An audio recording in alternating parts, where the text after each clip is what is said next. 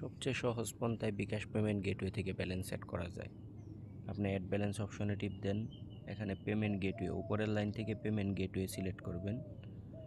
এরপরে main balance এটাই থাকবে, নেক্সটে টিপ দিবেন।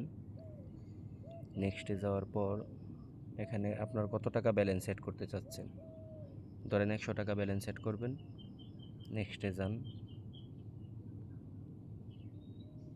তারপরে বিকাশ অপশনের উপরে ক্লিক করুন।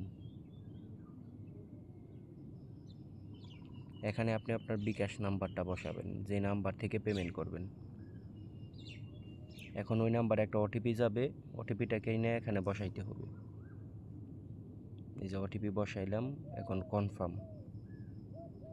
এখন বিকাশ পিন দিলেই আপনার ব্যালেন্সটা অ্যাড হয়ে গেছে। মনে রাখার বিষয় হলো, ব্যালেন্স অ্যাডের ক্ষেত্রে আপনি কোনো কমিশন পাবেন না। ব্যালেন্স অ্যাডের সময় আপনার টাকা ব্যালেন্সে যেটা অ্যাড করবেন এটাই অ্যাড হয়ে যাবে। যদি আপনি বিকাশ নগদ রকেটে ব্যালেন্স অ্যাড করেন তা ক্যাশ আউট খরচ নেবে, এটা মাইনাস হয়ে জমা হবে। এজন্য সকলের কাছে অনুরোধ করব, কেউ ড্রাইভ ব্যালেন্স এবং ব্যাংক ব্যালেন্স অ্যাড করে ঝামেলা তৈরি করবেন না।